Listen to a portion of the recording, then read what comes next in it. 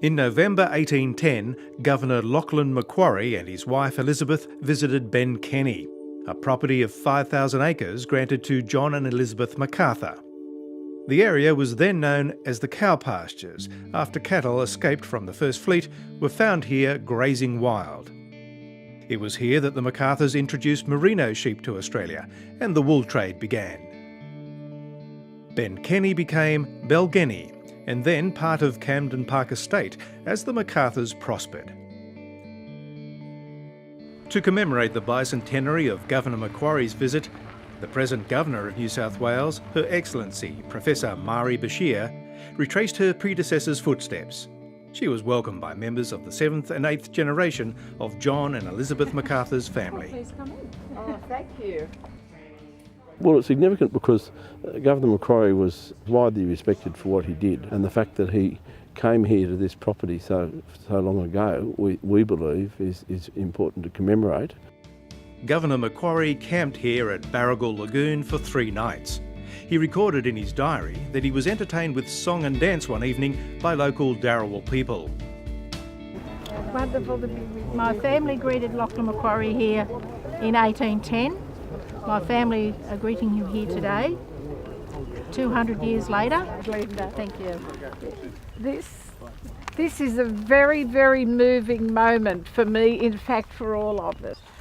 So at the very outset, I want to declare my great respect, Glenda, my respect, affection for the traditional owners of this land upon which we gather. Thank you very much.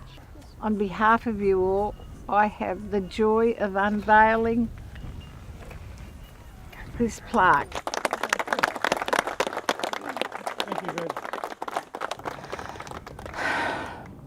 Today is an historical event because we have repeated a little bit of history by being here to greet the Governor today. I have a traditional connection to this land through my ancestors who belong to this land, and I have a continual connection right through till today because after the Appin Massacre, which took place in 1816, the surviving families moved onto the John MacArthur's property here at Camden Park, and they continued to live, work and die here right up until 1973 when the property was sold to developers. Governor Macquarie recorded his visit to the farm in his diary. He wrote, "We called at Ben Kenny on Mrs. MacArthur, with whom we sat for a little while in a small miserable hut." So we found down here what we believe to be the small miserable hut and the 3 cottages that were built in the 1820s. So from the artefacts we can tell the small miserable hut was occupied, could have been occupied anywhere from 1790 onwards. Historically we know it was built around 1805. Now that was the residence occupied by Elizabeth MacArthur when she came down here to look after the important business on the estate. Thank you very much. Priceless. They are. They're small, but they're really priceless. That's it. The artefacts have all been broken up as if they'd been kicked around again and again.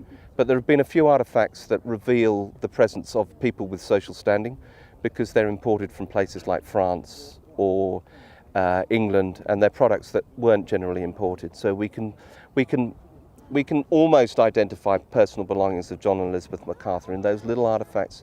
They're the size of a thumbnail, but they speak volumes. It would be hard to do justice to the sense of joy and privilege that I have touching our past 200 years ago, but 200 years of goodness that began with those wonderful pioneers, particularly the MacArthur family, and particularly the women folk who were so steadfast and courageous, but also the vision, the diligence and the sheer hard work, because it was really from their efforts that the great prosperity of Australia has grown. John MacArthur and Elizabeth MacArthur saw a beautiful landscape which had marvellous potential for livestock, cattle and sheep, and they were able to then link up that livestock production with the massive demand for wool in England, which really laid the foundations for what was Australia's wealth for over 100 years. Certainly a fairly big vision. I mean, MacArthur came out as a lieutenant in the Second Fleet, and basically was a middle-ranked military man with no particular resources behind him. And so starting out with virtually nothing, he built up a very substantial business empire, and that was basically through a combination of vision and dogged determination. And it all goes back to John MacArthur, Lachlan Macquarie, their good women, and the convicts who supported them and did the hard work. So it's a wonderful combination of great talent, and even the cows who escaped from the first fleet herd. And years later, they're found down here having multiplied healthily. Such an Australian cheeky thing to do. And it was that entrepreneurial spirit, something the MacArthurs had in spades, that accounts for their standing in Australian history. I think the early MacArthurs left an astoundingly large legacy, and it's not only John but Elizabeth and their children, particularly Edward, James, William and the younger John. Now most people would associate John MacArthur and his family with the founding of the wool industry, and that's certainly correct, but they also founded the wine industry and a little bit later on in history basically the dairy industry. So 3 really important rural enterprises they founded, and in addition to that, very important contribution to botany as well as horticulture. William MacArthur imported something like 2,000 different species of plant into Australia. And here, on land they once owned, that legacy lives on in the Elizabeth MacArthur Agricultural Institute. We could easily be here for a long time if I detailed all of them, even though it's no problem for me to speak that long. And among the speakers on the day were Sydney primary school children, who paid tribute to Governor Macquarie's legacy. When he arrived, he saw chaos, a rum rebellion, and a colony that had mutinied against his predecessor. Governor Lachlan Macquarie will remain large in the history of this nation. His strength of character, foresight, and personal belief were crucial in the progress of this colony. The changes since that day have been profound. The testament of his legacy is in the buildings he left and the vision he gave. He was able to take a colony that was in complete chaos and turn it into a civilised democracy. He laid the foundations so that I can now live in one of the most successful, productive, innovative and envied countries on earth. The bicentenary of his visit is a chance to celebrate how far modern Australia has travelled in so little time. I love and cherish our colonial history.